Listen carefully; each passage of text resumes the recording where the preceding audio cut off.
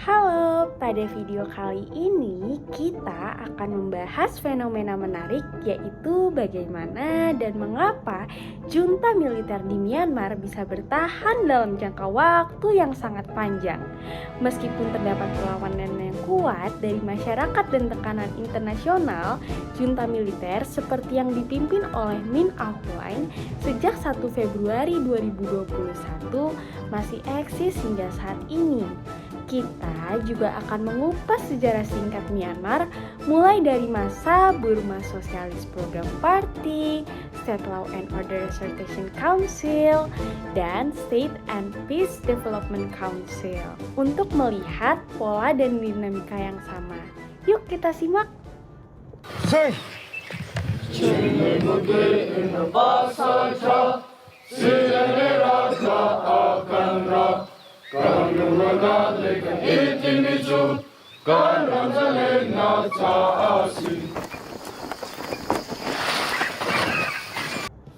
Pertama-tama, mari kita mengenal sedikit sejarah Myanmar. Negara ini memiliki sejarah panjang dalam dinamika antara militer dan pemerintahan sipil. Setelah meraih kemerdekaan, Myanmar mengalami beberapa periode pemerintahan yang dominan oleh militer. Masa pertama adalah masa BSPP atau Burma Socialist Program Party. Pada masa ini, militer memainkan peran utama dalam mengatur kehidupan politik di Myanmar dengan sistem sosialis yang sangat sentralistik. Pemerintahan ini berlangsung dengan otoritarianisme yang tinggi, di mana kekuasaan militer mengontrol hampir seluruh aspek kehidupan bernegara di Myanmar. Yang kedua adalah masa State Law and Order Restoration Council atau yang disingkat dengan masa SLORC. Setelah kudeta 1988, militer mengubah namanya menjadi SLORC untuk memulihkan ketertiban. Namun dalam praktiknya sistem ini pun masih sangat otoriter dan ditandai dengan pelanggaran hak asasi manusia serta pengekangan kebebasan sipil. Masa ketiga adalah State Peace and Development Council. Dari masa SLORC kemudian berganti menjadi SPDC. Dengan janji stabilitas dan pembangunan, meskipun ada upaya nominal untuk melakukan reformasi, kekuasaan tetap dipegang oleh militer dan sistem pemerintahan yang otoriter ini masih berlangsung hingga awal abad ke-21.နိုင်ငံရေးရတည်ငြိမ်အေးချမ်းမှုကိုရရှိစေရန်ကျိုးပမ်းဆောင်ရွက်လျက်ရှိပါတယ်။ပြီးခဲ့တဲ့အစိုးရဟာမတမာမှုများပြုလုပ်ပြီးဒီမိုကရေစီစနစ်ပေါ်မှာပြည့်ရပြုခဲ့ပါတယ်။ NLD အစိုးရရဲ့အဆိုပါမယုံမသားဒုဆောင်ကဲမှုတွေကြောင့်လက်ရှိကျွန်တော်တို့အစိုးရအနေနဲ့ဒီမိုကရေစီစနစ်ပေါ်မှာရိုးသားမှုများပြန်လည်ဖြစ်ပေါ်စေဖို့အကောင့်ထဲပေါ်ဆောင်ရွက်ခဲ့ခြင်းသာဖြစ်ပါတယ်။ Melalui 3 fase tersebut, kita bisa melihat di mana militer selalu mengambil alih kendali politik di Myanmar dengan dukungan atau setidaknya minimnya oposisi dari elemen dalam negeri dan dengan mekanisme yang mempertaruhkan kekuasaannya. Namun mengapa junta militer bisa bertahan walaupun masyarakat dan komunitas internasional menentangnya? Pertama, mari kita perhatikan hubungan antara militer, elit sipil, dan masyarakat di Myanmar. Kenyataannya terjadi ketidaksepakatan dalam pengaturan kekuasaan di antara mereka. Pertama, kurangnya konsensus di antara elit sipil. Meskipun ada dorongan untuk demokrasi, partai-partai politik dan elit sipil seringkali terpecah belah. Perpecahan ini menguntungkan militer karena mereka dapat memanfaatkan terjadi pandangan untuk mempertahankan kekuasaan. Tanpa adanya koalisi yang kuat dan kesepakatan bersama, militer bisa lebih mudah mengintervensi dan membubarkan pemerintahan sipil. Kedua, kontrol terhadap institusi negara. Militer Myanmar telah membangun struktur dan mekanisme kontrol yang kuat selama dekade-dekade sebelumnya. Mereka mengontrol aspek-aspek penting seperti aparat keamanan, badan intelijen, dan bahkan institusi penegak hukum. Hal tersebut memastikan bahwa dalam situasi apapun, militer dapat dengan cepat mengamankan posisi mereka dan mengatasi segala bentuk perlawanan yang muncul. Ketiga, legitimasi dan sumber daya internal.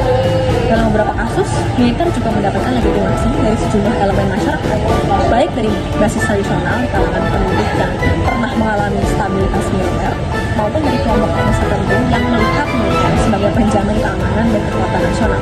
Ditambah lagi, militer Myanmar memiliki akses yang besar terhadap sumber daya ekonomi yang sangat penting. Ini membuat mereka mampu menyediakan kebajikan atau hadiah politik kepada para pendukungnya sehingga jaringan loyalitas mereka tetap terjaga. Di sisi lain, tekanan internasional dan resistensi dari masyarakat Myanmar memang sudah cukup besar. Negara-negara barat dan organisasi internasional telah mengutuk tindakan militer dan memperlakukan sanksi. Namun ada beberapa alasan mengapa tekanan ini belum berhasil menggulingkan kekuasaan junta. Yang pertama, diplomasi dan kepentingan geopolitik. Tidak semua negara sepakat bahwa intervensi atau penjatuhan pemerintahan militer merupakan solusi tepat. Beberapa negara memiliki kepentingan strategis atau ekonomi yang membuat mereka memilih pendekatan diplomatik, bahkan kadang bersikap enggan untuk memberikan tekanan berat. Dan yang kedua, ketidakselarasan kebijakan internasional. Sanksi dan tekanan dari berbagai pihak cenderung tidak koheren. Ada perbedaan pendekatan antara negara-negara besar yang menekan melalui ekonomi dan negara-negara yang lebih memilih jalur dialog. Hal ini menciptakan ruang gerak bagi militer untuk bertahan karena belum ada kesatuan global yang kuat dalam menahan junta. Jadi, dengan melihat semua faktor tersebut, mengapa sih junta militer Myanmar bisa bertahan dalam jangka waktu yang panjang? Pertama, terdapat kontrol struktural. Militer telah membangun sebuah sistem kekuasaan yang tertanam dalam struktur negara. Mereka tidak hanya menguasai lembaga-lembaga utama, tetapi juga berhasil mengintegrasikan loyalitas melalui jaringan rekrutmen, pemberian insentif, dan pengaturan birokrasi. Yang kedua, pemecahan dan fragmentasi kebijakan sipil. Ketidaksepakatan di antara elit sipil ini memperlemah kemungkinan terbentuknya koalisi yang mampu menantang kekuatan militer secara terkoordinasi. Tanpa kesepahaman dan dukungan penuh, pemerintah sipil sulit bertahan dan hanya menjadi lubang kekuasaan yang bisa diambil alih oleh militer dengan cepat. Yang ketiga, manuver strategis dan adaptasi politik. Junta militer Myanmar terbukti cukup adaptif dalam menghadapi tantangan internal dan eksternal. Mereka sering melakukan penyesuaian strategi, misalnya dengan mengadakan dialog semu atau konsensi terbatas untuk menenangkan ketegangan, namun tanpa mengorbankan kendali utama atas institusi negara. Yang keempat, dukungan basis dan legitimasi tradisional. Bagi sebagian pihak di masyarakat, militer masih dilihat sebagai simbol stabilitas di tengah kekacauan politik dan konflik etnis. Legitimasi historis ini, meski menimbulkan kontroversi, pada akhirnya tetap menjadi modal penting bagi militer untuk mempertahankan kekuasaannya. Meski juga militer terus menunjukkan eksistensinya, jelas bahwa tekanan dari dalam dan dari luar negeri semakin meningkat. Apa saja tantangan ke depannya? Yang pertama, kebangkitan semangat demokrasi. Masyarakat Myanmar yang semakin sadar akan hak mereka terus melakukan perlawanan dan menuntut pemerintahan yang demokratis. Kedua, tekanan internasional yang terkoordinasi.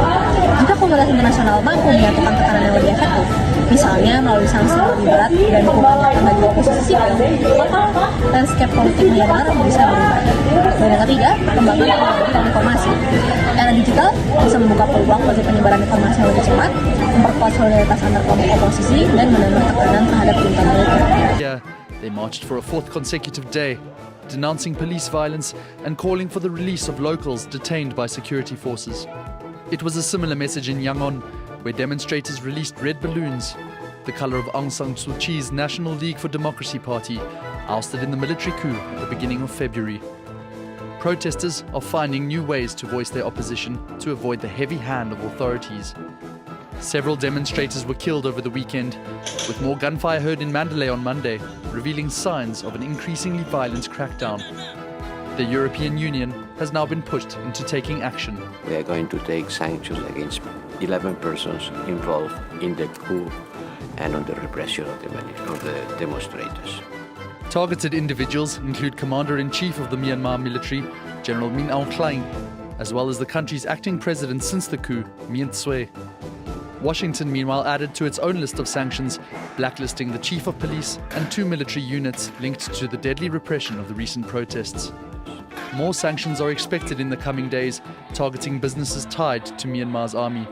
But it remains to be seen whether they will dissuade the military, which has so far ignored international condemnation.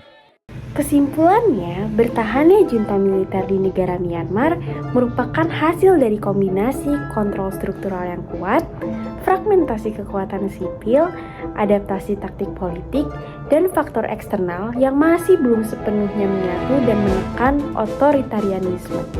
Sejarah telah menunjukkan bahwa pola ini bukanlah sesuatu yang baru, melainkan sebuah dinamika politik yang telah berlangsung selama beberapa dekade.